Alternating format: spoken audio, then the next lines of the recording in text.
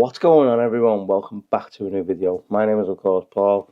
Now, just over the last couple of days I've really been enjoying the S25 Ultra and the content is just not stopping. We've got plenty still to get through, but I figured this time I'd bring you the Benks montage case, because what happened was I unboxed this with a few other cases that Benks sent me over, and I decided, seeing as I had already unboxed it, I'll use it as the first case. Now, it's a great looking case, it feels great in the hand. It's got one slight issue though, which we'll get into in a sec. Looking at the front, phone case protective, made with Kevlar, thin and light, enhanced impact protection, ArmorPro montage for S25 Ultra. Flipping it around, built with DuPont Kevlar. But if we go ahead and open this up, so you got the Benks logo on the camera housing. It's a nice camera housing. I don't know whether it'd mark easy though, if you had like another phone or some other bits in your pocket. Nice buttons on the side. Montage art wrote on the case. No real other branding on there. Cut out for your mics on the top. Cut out for your pen speaker, your charger, and your other mic. Camera cutout really nice, and then obviously you've got snap on for effortless magnetic power. So it does have the mag clap designed by Benks technology, and it's built with DuPont Kevlar. So if we go ahead and let's do the weight test first. So bring in the scale, switch it on. So it weighs 35 grams on its own. If we slap in the S25 Ultra, like so, it now weighs 263 grams with the S25 Ultra. I've got a screen protector on my phone. The case looks fantastic. The montage art is a lovely looking case. Cameras are nice and protected inside that housing, so you can go ahead and place it down like so.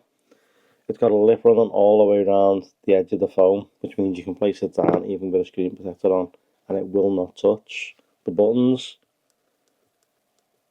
nice and clicky, nice and tactile, which is what you want. Your cutouts on the bottom, you will need a bit of a nail to get in there to get that S Pen out. I mean, like a real little tiny, I've only got a little bit of a nail there, but you will need a bit of a nail to get it back in and out. But that's nice and recessed to protect it. Your volume and your power button on this side, nothing on this side. Mic cutout on the top, which is perfect. And then I found this. So the case is actually, it doesn't fit as snug as it should. Like, I don't know whether you can see that, but you can just see the side of the phone, and it's not as snug as it should be.